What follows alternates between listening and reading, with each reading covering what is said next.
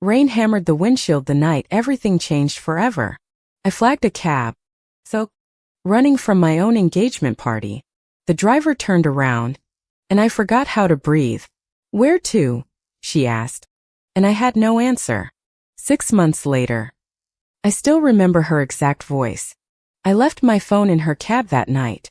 I never expected a stranger to know me better than my family. By the time I found her again, everything was about to fall apart.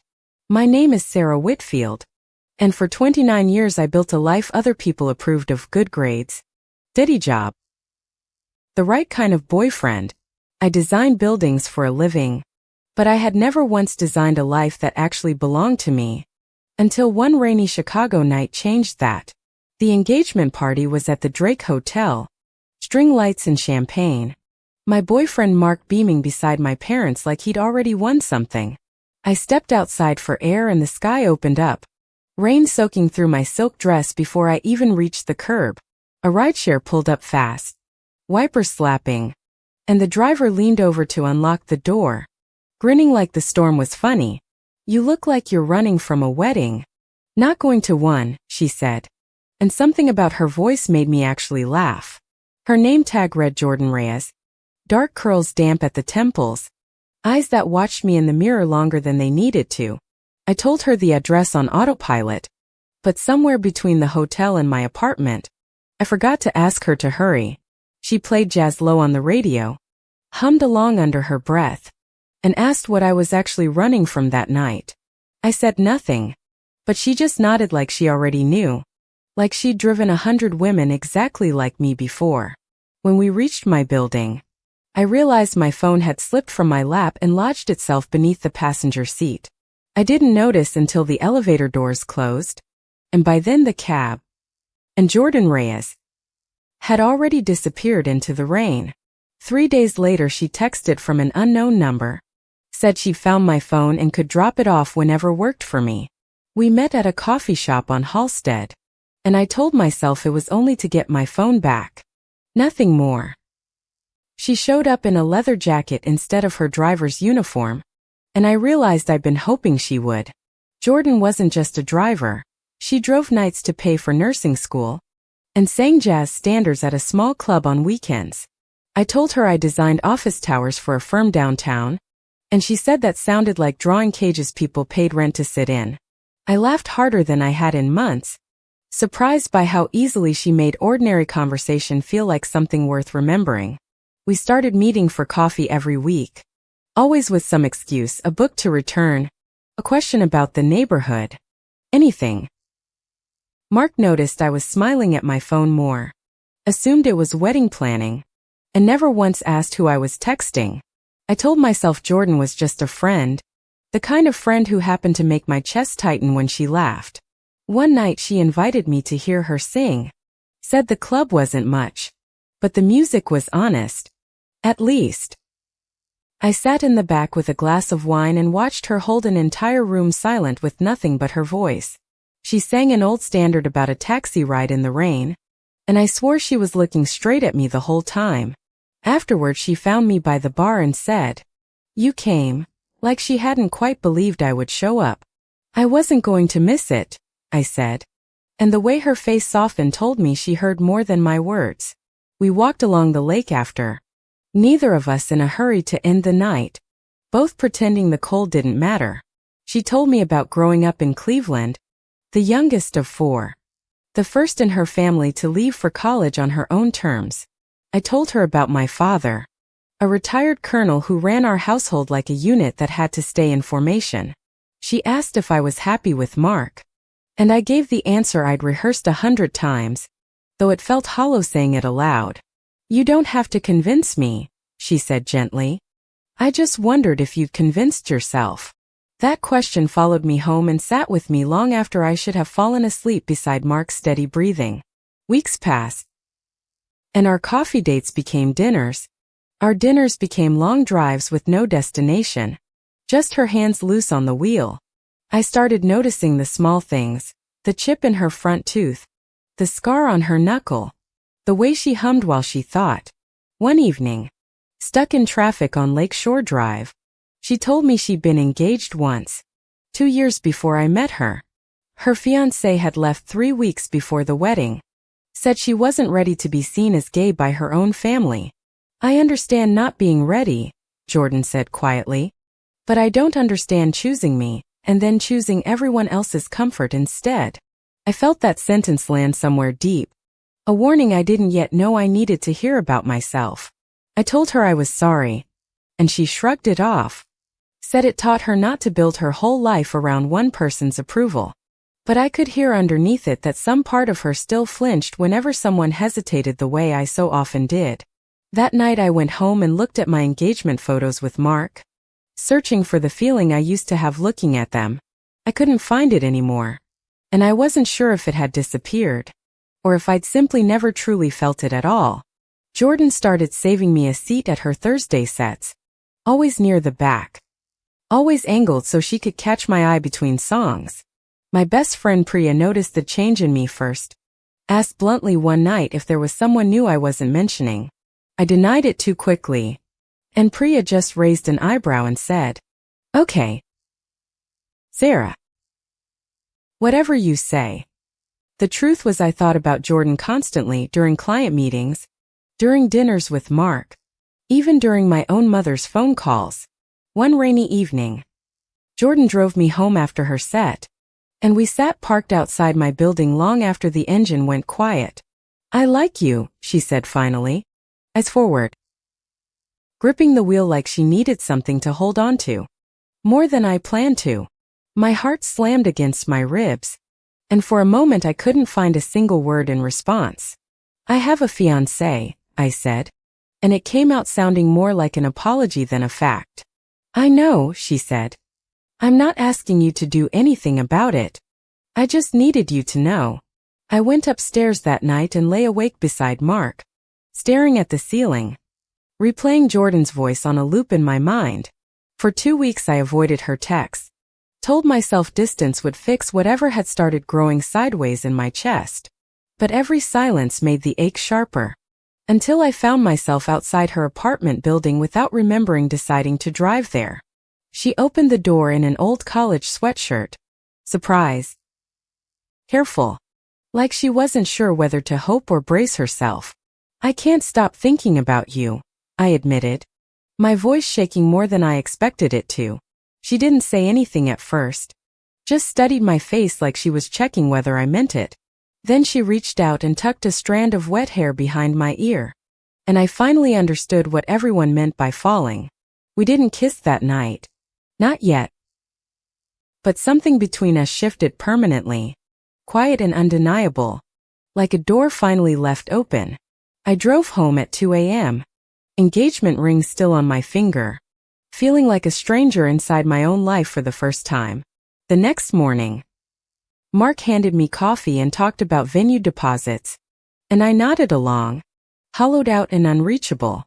I started making excuses to see Jordan, more errands, walks, anything that let me exist near her a little longer.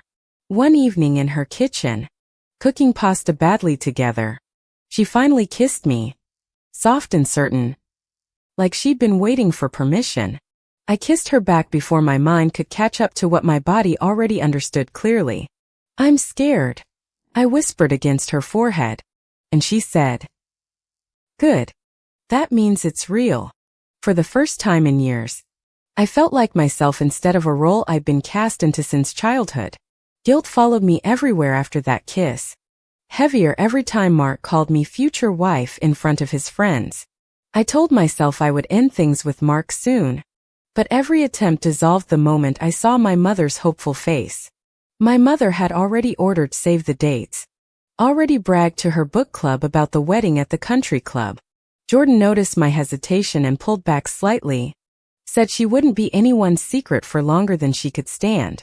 "I'm not ashamed of you," I said, and she looked at me steadily and said, "Then who exactly are you ashamed of?"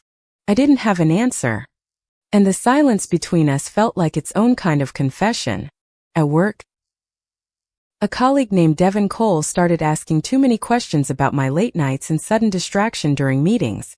Devin had been passed over for the senior architect promotion I was up for, and he wasn't shy about resenting it. One night he saw me leaving Jordan's jazz club, hand in hand with her, before I even noticed him standing across the street. The following week, Devin cornered me by the printer and said, "It'd be a shame if the partners heard about your personal life." My stomach dropped, and I asked flatly what exactly he thought he knew. "I know enough," he said, smiling in a way that made my skin crawl. "Enough to make this promotion decision very simple." I told Jordan what happened, and she went quiet, then said, "So now I'm something you have to manage, not someone you chose." "That's not fair," I said, though some small part of me knew it wasn't entirely untrue either. We argued for the first time, voices low but sharp, both of us bruised by things that had nothing to do with each other. She left that night without another word, and I sat alone in my apartment wondering if I'd already lost her before I'd truly had her. 2 days later, I broke off my engagement to Mark, choosing honesty even though I still hadn't fixed things with Jordan. Mark's face crumpled in a way I'll never forget, more confused than angry, asking what he'd done wrong. "It was never about you," I told him, and for once in months, the words felt completely true. My mother called 11 times that night. I let every single call go to voicemail, unable to face her disappointment yet. When I finally answered, she asked if there was someone else, her voice tight with suspicion she hadn't yet named aloud. "There's someone I care about," I said carefully, "and I need you to just let me figure this out on my own terms." My father got on the phone and said one sentence I still hear sometimes: "We didn't raise you to embarrass this family." I hung up shaking, unsure if I just lost my parents or simply seen them clearly for the very first time. Devin, sensing my engagement had ended, escalated his threats, hinting he'd tell the partners I was unstable and unfit for promotion. I reported him to HR, terrified it would backfire, terrified they'd believe the version of me he was selling instead. The HR investigation dragged for weeks, my career hanging in a strange suspended state while rumors quietly spread through the office. Meanwhile, Jordan wasn't answering my calls, and every unanswered text felt like proof that I'd finally pushed away the one honest thing in my life. I showed up outside her jazz club one night, waited in the cold, unsure if she'd even agree to see me. When she finally walked out, she looked exhausted, older somehow, like this had cost her more than she wanted to admit. "I can't keep being your secret while you sort out who you're allowed to be," she said, arms crossed against the wind. "I ended things with Mark," I told her. "I'm trying, Jordan. I'm not asking you to wait for perfect, just for real." She studied me for a long moment before saying quietly, "I've heard that before. It didn't end well for me." I realized then that her fear wasn't really about me at all. It was about the fiancé who'd left her at the altar's edge. "I'm not her," I said. "I'm scared too. But I'm still here, standing in the cold, choosing you." Something in her posture softened, just barely, though she didn't fully let her guard down that night. We agreed to slow down, to rebuild trust instead of rushing forward on the momentum of stolen moments and secret kisses. At work, HR finally cleared me and quietly reprimanded Devin, but the damage to my reputation among certain partners lingered anyway. My mother started calling again, not to apologize, but to ask if I would at least keep this quiet during the holidays. I agreed, mostly out of exhaustion, and hated myself a little for how easily I still bent toward her comfort. Jordan and I started seeing each other openly among friends, though I still flinched every time a colleague's name popped up nearby. Priya became our unofficial chaperone at brunches. "Delighted," she said, to finally see me laugh with my whole face again. For a few months, life felt almost steady, work stabilizing, Jordan's nursing program nearly finished, our relationship finding its own quiet rhythm. Then my father was hospitalized suddenly. A heart episode that put our entire family into a tense, fluorescent-lit waiting room. I rushed to the hospital, Jordan offering to drive me, though I asked her to wait outside. Not ready for that collision yet. My father, weak in the hospital bed, gripped my hand and said he didn't want to die without truly knowing his daughter.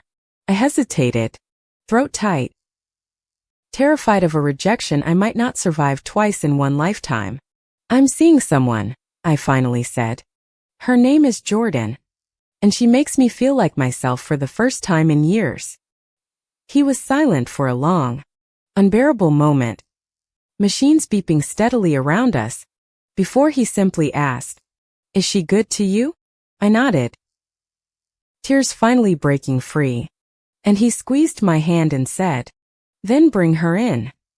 I'd like to meet her." It wasn't the grand acceptance I'd feared having to fight for, just a tired, honest man finally choosing his daughter over his pride. Jordan walked into that hospital room hesitant, hands shoved in her jacket pockets, and my father studied her the way he studied everything carefully. "Take care of my daughter," he said simply, and Jordan nodded, promising in a voice steadier than I felt in that moment. My mother, however, stayed distant, polite but cold, unwilling to meet Jordan's eyes during the brief hospital visit.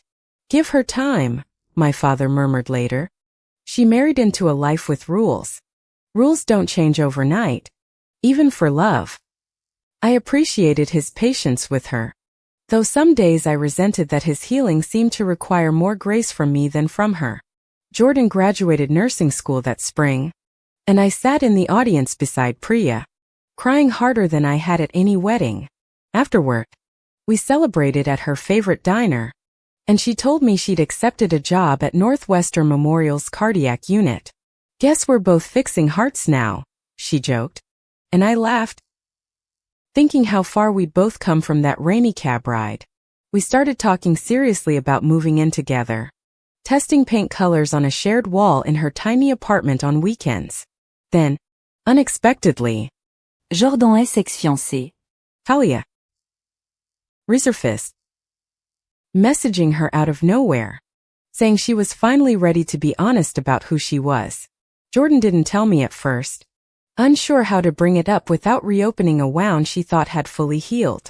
I found the messages accidentally on her laptop screen and felt my whole chest cave in with a sudden, cold suspicion. "Why didn't you tell me?" asked, voice shaking. Old fears about being someone's rehearsal instead of their choice rushing back all at once. "Because it doesn't matter," Jordan said. I didn't reply. "I just didn't know how to say her name to you yet." I didn't believe her fully. Not that night. Old insecurities about being not enough, clawing their way back into my thoughts. We fought again. This time louder. Both of us dragging old wounds into a conversation that deserved better than either of us gave it. I stormed out, drove around the city for hours, ending up parked outside the very jazz club where I'd first heard her sing. Sitting there alone, I finally understood that my anger wasn't really about Talia. It was about my own fear of being replaceable. I went back to Jordan's apartment near midnight, and she opened the door like she'd been waiting up the entire time. "I'm not scared of Talia," I admitted. "I'm scared that loving you doesn't erase everything I gave up to be here." She pulled me inside, held me tightly, and said, "You didn't give anything up, Sarah. You finally started choosing yourself." We talked until sunrise, and Jordan showed me the message thread, polite, brief, and firmly closing a door that once mattered deeply to her. Trust, I realized, wasn't something you earned once, it was something you kept choosing, especially in the moments it felt hardest. Back at work, the senior architect position finally opened again, and this time the partners chose me. Devon's earlier accusations long forgotten. I celebrated with Jordan over cheap wine on her fire escape, watching the Chicago skyline glitter like it finally belonged to me too. My mother called that week, asked stiffly if Jordan would like to come to Sunday dinner, her voice tight but genuinely trying. I nearly dropped my phone, stunned by the small, imperfect olive branch buried inside such an ordinary sentence. Dinner was awkward at first, my mother overly formal, Jordan overly polite. Both women circling each other like unfamiliar dance partners. But by dessert, my mother asked Jordan about nursing school, and something in her posture finally, quietly, began to unclench. Afterward, my mother pulled me aside and said, "She's kind to you. I can see that. I just need time to catch up." It wasn't everything I wanted, but it was more than I'd ever expected. And for now, it was enough to build on. Months passed, and Jordan and I officially moved in together. Our apartment slowly filling with mismatched furniture and shared, ordinary routines. We adopted a scruffy rescue dog named Miles, after the jazz musician, who quickly claimed the entire couch as his own territory. Life started to feel unremarkable in the best possible way: grocery runs, late shifts, Sunday mornings tangled together under warm blankets. Then, out of nowhere, my father's health declined sharply again, this time with a diagnosis that made recovery feel like a fragile word. Jordan, now a cardiac nurse, sat with our family through every appointment, translating medical jargon with a patience that quietly won my mother over completely. One evening, exhausted in the hospital cafeteria, my mother finally said, "I'm glad it's her. I'm glad you have someone like her." I broke down crying right there over bad coffee and vending machine snacks, years of tension finally starting to loosen its grip. My father, weaker now, asked one afternoon if Jordan and I had ever talked about marriage, his voice hopeful despite everything. Jordan and I exchanged a glance, both of us surprised, both of us suddenly aware we'd never said the word aloud together. "We haven't," I admitted, "but I think about it. I think about spending every ordinary day like this with her." My father smiled weakly and said, "Don't wait too long for permission you don't need anymore, Sarah." Not even mine. That night, Jordan and I sat on our fire escape, Miles asleep between us, and I finally asked her the question I'd been circling for months. "Do you think we'll get married someday?" asked, and she took my hand and said, "I've thought about it since the day I found your phone." We laughed, remembering that rainy night, the ridiculous excuse of a lost phone that had somehow rewritten the entire shape of my life. My father's condition stabilized just enough for the doctors to allow a short trip home, a small mercy none of us took for granted. We decided to have a small backyard engagement gathering while he was strong enough to be there. No country club, no guest list of strangers. My mother helped string lights across the yard herself, insisting on doing it properly, her way of finally, fully showing up for me. Devin, oddly enough, sent a brief congratulations email from his new job across town, and I let the old resentment finally go. The morning of the gathering, I stood in front of the mirror in a simple blue dress, steadier and more myself than I'd ever felt. Jordan waited for me under the string lights, Miles at her feet, and I realized I was walking toward my life, not away from anyone else's. My father stood slowly, leaning on my mother's arm, and asked for a moment before dinner started, silencing the small backyard crowd. "2 years ago," he said, "I told my daughter we hadn't raised her to embarrass this family. I was wrong, and I've regretted it every day since." The yard went completely still, even Miles lifting his head as if he understood the weight settling over the gathering. "She didn't embarrass us," my father continued, voice unsteady. "She showed more courage than I ever did in my entire life." My mother reached for my hand, tears sliding freely now, no longer hiding behind formality or careful, measured composure. "Jordan," my father said, turning toward her, "thank you for loving my daughter exactly as she is, without asking her to shrink." Jordan, blinking back tears of her own, simply nodded, unable to find words steady enough for the moment. Then my father reached into his jacket pocket and pulled out a small velvet box, holding it toward the two of us. "This was my mother's ring," he said, I always imagined giving it to whoever loved my daughter well. I can't think of anyone better. I stared. Done. Realizing my father had planned this moment. Had known this was coming long before either of us said it aloud. Jordan turned to me, eyes wet, and dropped to one knee right there in the grass, the ring trembling slightly in her hand. Sarah Whitfield, she said, you got into my cab on the worst night of your life, and somehow made it the best night of mine. I don't have a fancy speech, she continued. I just know I want every ordinary day with you. For the rest of my life. Will you marry me? She asked. And the entire backyard seemed to hold its breath waiting for my answer. Yes, I said, laughing and crying at once. Yes. 1,000 times yes. You impossible. Wonderful woman. She slid the ring onto my finger, and the small crowd erupted into applause, my mother sobbing openly now, unashamed. In the middle of the celebration, my phone buzzed, an email from the firm's senior partners about an unexpected leadership opportunity in New York. I read it twice, heart pounding with a very different kind of nerves, unsure how this news fit into everything we just built. Later that night, I showed Jordan the email, bracing myself for another conversation about sacrifice, distance, and difficult choices. Take it, she said immediately.